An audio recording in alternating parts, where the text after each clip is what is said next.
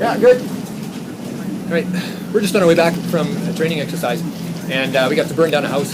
Total lot of fun. There's about 45 guys that came out to it, and for the commander was thinking that probably 3/4 of them, this was the very first time that they had ever been in a training exercise, done a training evolution, in which they actually were seeing fire directly on like that, and getting a chance to get in the building and put water on it and see what it's like to, first of all, trust your equipment and feel and watch and see what fire is like when it's growing and building, and then it's starting to lick over top of you, and then to squirt some water on it and see. It's really neat to watch, actually.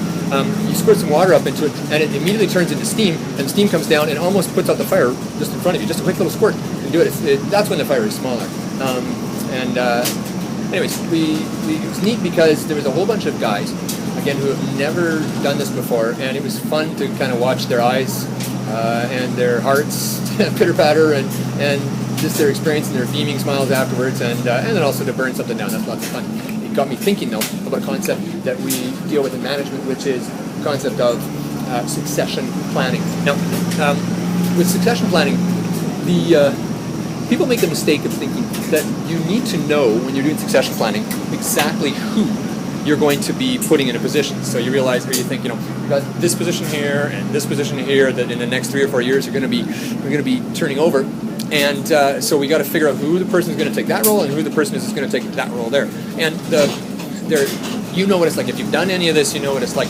Chances are, 3 or 4 years from now, you might have invested in these individuals, and they may actually not quite have what it takes.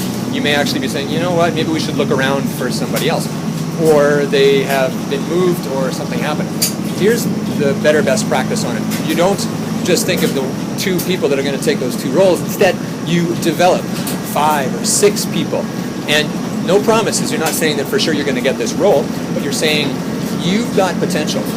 So you want to figure out who those are. Now, here's one of the key things. Lots of times, the people who are up top, we found this when we do 360 analysis, the people who are up top, when they look at someone, a manager, ironically, the people down below who say, this manager is really good, he's very empowering, or she really tells us what to do and helps us to really succeed.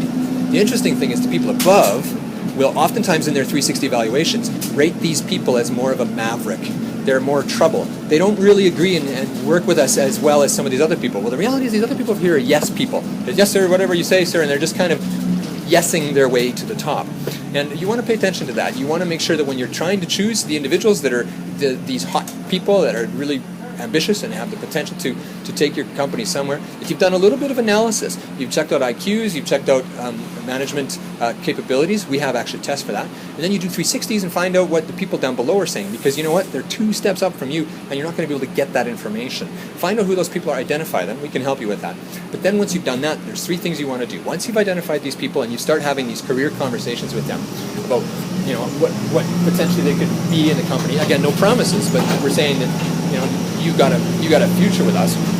Then you want to start to line them up with some other people, so that they're here and there's their direct, and you don't necessarily want their direct is their direct, and they're going to be always in conversation with them. But somebody else that's over here that can mentor them, can help them know the ropes, and they're not directly accountable to them. And then mix that up. Somebody over here, give them a chance for that. And then you also want to move them around within the organization. Don't just leave them in finance. Put them in production. Put them in sales.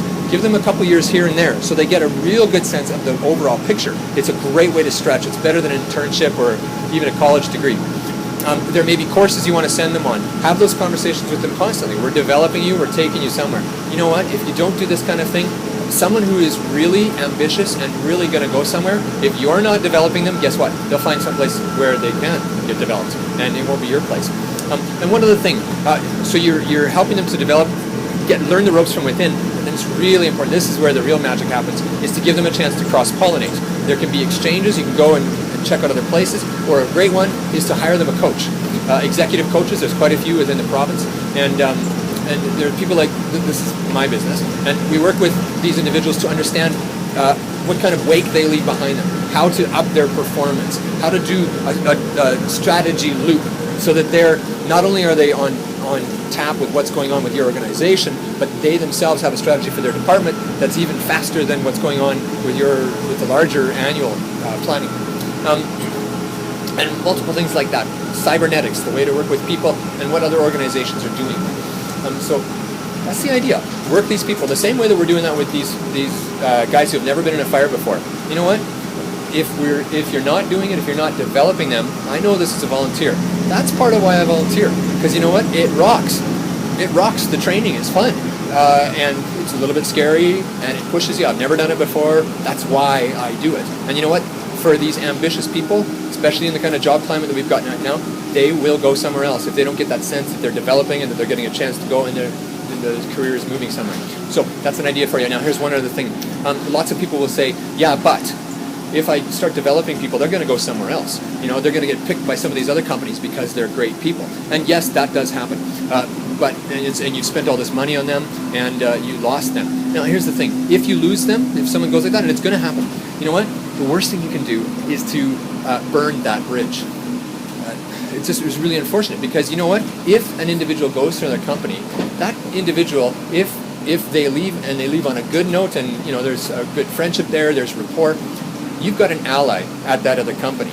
You know, whether they're a competitor or whether they're someone who works with you or whatever they are, all of a sudden, you know, in 3 or 4 years, that individual, if they are really good and if you develop them well, they're going to move up in that company. And pretty soon, you might discover that the CEO of that other company was with you and you developed them. And all of a sudden, you've got an incredible strategic alliance there.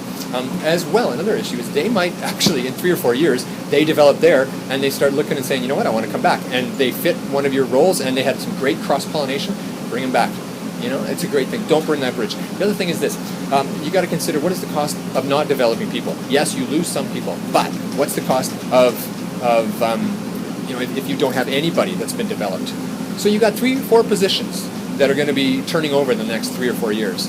Have you got at least 6 or 7 people that you're developing that you've identified as your hot people? If you have any questions, please email me. I'd love to connect with you.